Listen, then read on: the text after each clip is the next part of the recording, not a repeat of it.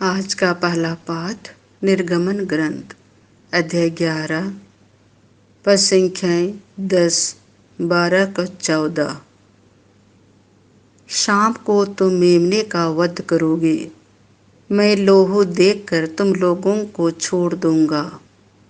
मूसा और हारून ने फिरौन के सामने बहुत से चमत्कार दिखाए। प्रभु ने फिरौन का हृदय कठोर बना दिया था। उसने इस्राएलियों को अपने देश से जाने की आज्ञा नहीं दी। प्रभु ने मिस्र देश में मूसा और हारून से कहा, यह तुम्हारे लिए आदिमास होगा। तुम उसे वर्ष का पहला महीना मान लो। इस्राएल के सारे समुदाय को यह आदेश दो, इस महीने के 10वें दिन हर एक परिवार एक एक मेमना तैयार रखेगा। यदि मेमना खाने के लिए किसी परिवार में कम लोग हों तो जरूरत के अनुसार पास वाले घर से लोगों को बुलाओ। खाने वालों की संख्या निश्चित करने में हर एक की खाने की रुचि का ध्यान रखो। उस मेमने में कोई दोष ना हो, वह नर हो और 1 साल का, वह भेड़ा को हो अथवा बकरा। महीने के 10वें दिन तक उसे खा लो। शाम को सब इस्राएली उसका वध करेंगे। जिन घरों में मेमना खाया जाएगा, दरवाजों की चौखट पर उसका लोहो पोत दिया जाए। उसी रात को वे खमीर रोटी और कड़वे साग के साथ मेमने का भुना हुआ मांस खाया जाएगा।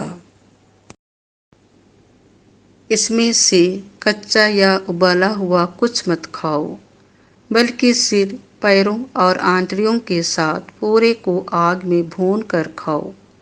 अगले दिन के लिए कुछ भी नहीं रखा जाएगा।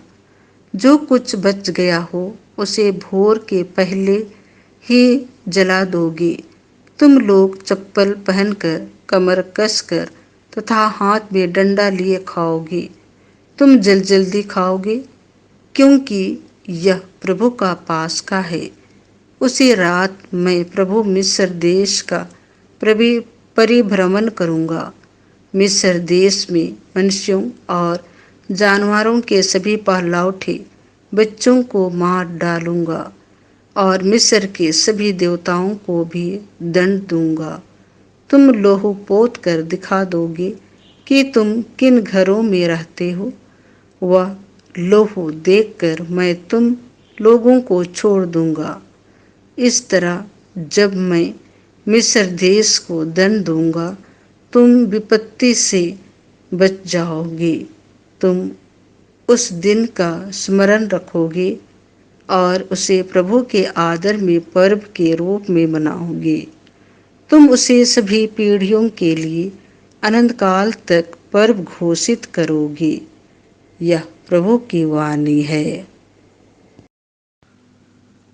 संत मत्ती के अनुसार पवित्र सुसमाचार अध्याय 12 पद संख्या 1 से 8।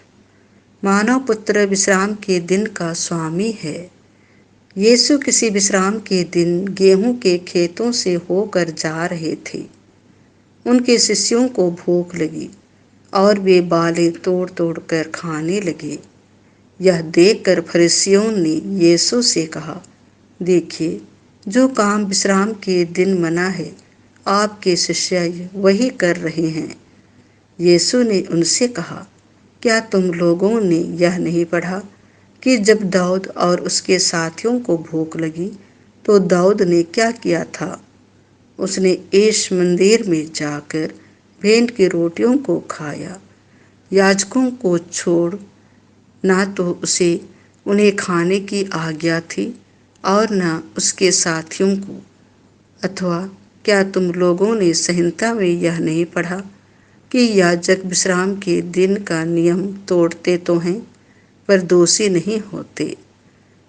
अब मैं तुमसे कहता हूँ, यहाँ वह है जो मंदिर से भी महान है। मैं बलिदान नहीं बल्कि दया चाहता हूँ। इसका अर्थ यदि तुम लोगों ने समझ लिया होता तो निर्दोषों को दोषी नहीं ठहराया होता, क्योंकि मानव पुत्र विश्राम के दिन का स्वामी है। यह प्रभु का सुसमाचार है।